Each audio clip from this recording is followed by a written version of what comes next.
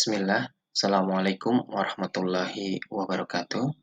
Alhamdulillahirrabbilalamin. Segala puji dan syukur marilah kita panjatkan kehadirat Allah Subhanahu wa Ta'ala atas segala curahan nikmat yang telah diberikan kepada kita semua, sehingga pada kesempatan kali ini kita masih diberikan kesempatan untuk bersama-sama kembali menuntut ilmu. Pada bahasan hari ini, kita membahas kaitan dengan materi atau pembahasan tentang energi baru terbarukan atau renewable energy.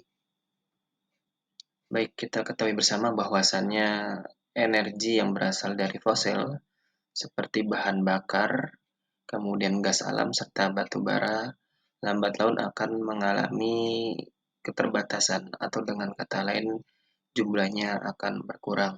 Hal ini akan menyebabkan krisis energi di masa mendatang. Oleh karena itu, kita perlu pikirkan bersama bagaimana cara mencari energi alternatif sebagai energi untuk menggantikan energi fosil tersebut. Solusi yang akan jadi jalan keluar untuk mengatasi keterbatasan atau krisis energi di masa mendatang, yakni adanya sumber energi baru terbarukan, di mana sumber energi yang dihasilkan dari sumber daya energi yang berkelanjutan tersebut akan dikelola dengan baik. Beberapa contoh di antaranya yang bisa kita manfaatkan antara lain ada panas bumi, kemudian angin, lalu ada sinar matahari, kemudian air, serta sumber-sumber energi alternatif lainnya. Baik dari sisi pemerintah sendiri sudah mengeluarkan regulasi, yakni dari Undang-Undang Nomor 30 Tahun 2007, di mana merupakan salah satu cara untuk membangun ketahanan energi. Kemudian dari undang-undang tersebut diturunkan, yakni berupa PP Nomor 79 Tahun 2014 tentang Kebijakan Energi Nasional, di mana di dalamnya mendorong pemanfaatan energi baru terbarukan dan berupaya mengerem penggunaan sumber energi fosil. Dengan demikian, pemerintah akan sangat mendukung sekali untuk penggunaan energi baru terbarukan. Dari infografis yang bisa kita lihat bahwasannya kondisi minyak dan gas bumi yang ada di Indonesia saat ini pasti akan mengalami penurunan, kemudian cadangan migasnya akan menipis, lalu juga fasilitas produksi sudah tua, kemudian membutuhkan waktu dan biaya yang sangat besar apabila mau melakukan eksplorasi baru.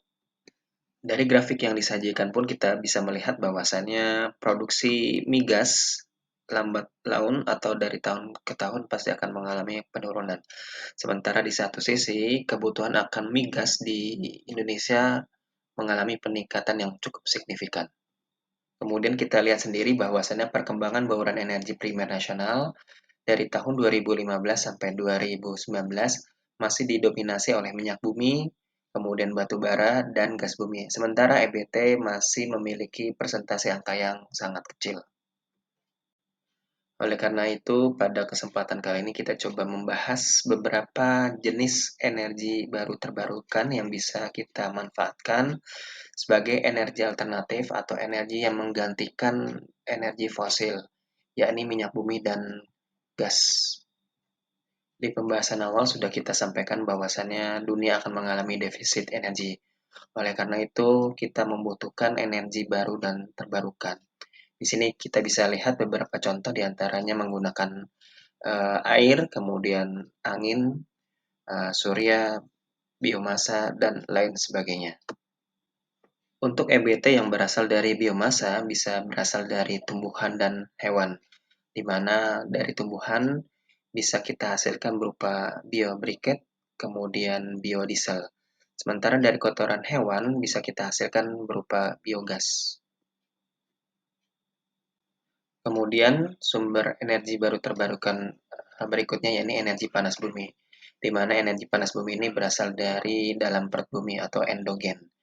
Kemudian energi panas bumi ini memiliki beberapa kelebihan, diantaranya dampak emisi karbon yang sangat rendah, kemudian membutuhkan lahan dan sumber air yang relatif sedikit. Sementara itu beberapa kelemahannya, yang pertama membutuhkan biaya modal yang tinggi, lalu akan menimbulkan masalah lingkungan. Lalu untuk sumber energi baru terbarukan berikutnya adalah tenaga air, di mana Sebagian besar wilayah Indonesia dikelilingi oleh air. Contoh kecil yang bisa dimanfaatkan dari sumber EBT ini adalah pembangunan pembangkit listrik tenaga mikrohidro, di mana PLTMH ini bisa dimanfaatkan di daerah-daerah yang belum teraliri listrik oleh PLN. Berikutnya sumber energi baru terbarukan yang bisa dimanfaatkan yakni tenaga angin, di mana tenaga angin ini akan bisa kita manfaatkan untuk menghasilkan listrik. Prosesnya yakni membangun beberapa kincir-kincir angin di wilayah tertentu, di mana potensi angin yang ada di daerah tersebut sangat tinggi.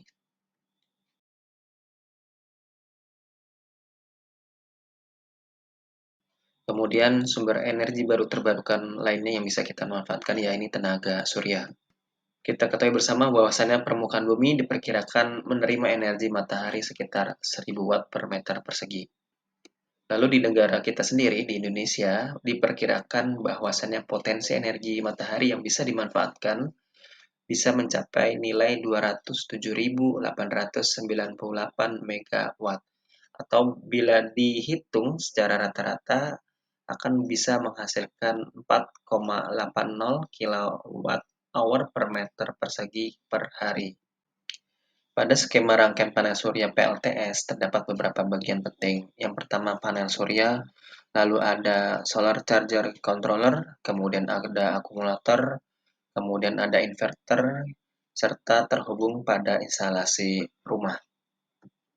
Bagian-bagian yang terdapat pada skema rangkaian panel surya tersebut memiliki fungsi masing-masing.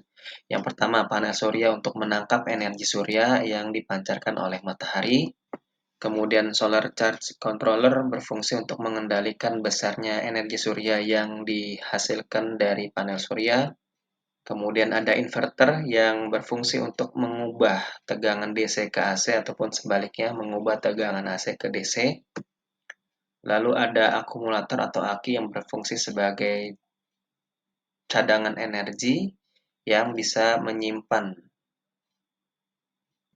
energi listrik yang disimpan di akumulator kemudian bisa dimasukkan atau dialirkan ke dalam inverter, lalu diubah dari tegangan DC ke AC ataupun sebaliknya, di mana tegangan listrik tersebut bisa terhubung ke dalam instalasi rumah kita masing-masing.